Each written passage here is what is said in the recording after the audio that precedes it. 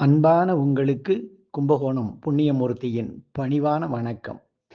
ஒருத்தர பத்தி அவர் மனசு காயப்படுறா மாரி ஒரு கிண்டல் அடிச்சு பேசிட்டு, இகழ்ச்சியா பேசிட்டு, அவரு முகம் வாடும்போது இவன் சொல்லுவான், "சும்மா விளையாட்டுக்கு சொன்னேன்யா, இதுக்கெல்லாம் போய் கோச்சுக்கலாமா?" அப்படிம்பான்.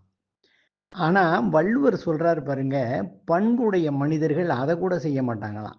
சும்மா விளையாட்டுக்கு, சிரிக்கிறதுக்காக சொன்னேன் அப்படின்னு கூட ஒருத்தரை இகழ்ந்தோ, அவர மட்டம் தட்டியோ பேசுறது நல்ல செயல் அல்ல அப்படின்னு நமக்கு ஐயா சொல்லிக் குடுக்குறாங்க.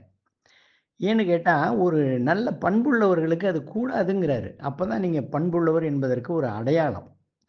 எப்படி சொல்றாரு பாருங்க, அவருடைய 995வது குறட்பாவுல ஐயா சொல்றாங்க, "நகை உள்ளும் இன்னாது இகழ்ச்சி, பகை உள்ளும் பண்புல பாடு அறிவார் மாட்டுன்னு" சொல்லியிருக்காங்க. எவ்வளோ அருமையா சொல்லியிருக்காரு பாருங்க. அதாவது விளையாட்டுக்கு கூட ஒருவரை இகழ்ந்து பேசுவது கூடாது. நகையுள்ளும் இன்னாதுங்கிறார். அது துன்பம் தரக்கூடியது. அதை செய்யக்கூடாது.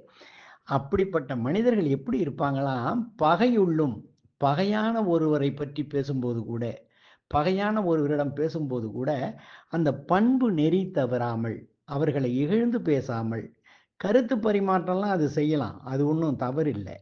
அந்த பரிமாற்றத்துல கூட ஒரு நாகரிகம் இருக்கணும், அந்த பேச்சுல. சும்மா வாய்க்கு வந்ததெல்லாம் பேசுறது, ஆ தடி எடுத்தவன் தண்டல்காரங்கிற மாரி நமக்கு என்னென்ன தெரியுமோ அவ்வளவும் பேசுறதுங்கிறது, அது பண்பான ஒரு செயல் அல்ல. அப்படிலாம் பேசுனா அவங்க சிறந்த மனிதர்களாக நம்ம ஏத்துக்க முடியாது. ஆகையினால, எந்த நிலையிலும் நாம் பண்பு தவறாமல் இருக்கணுங்கிற நெறிய சொல்லிக் கொடுத்தவர் நமது அருமை புலவர் வள்ளுவரா இருக்கிறார். அடடா! அருமையில அருமை இல்லையா? வாழ்க வள்ளுவம்! வணக்கம்.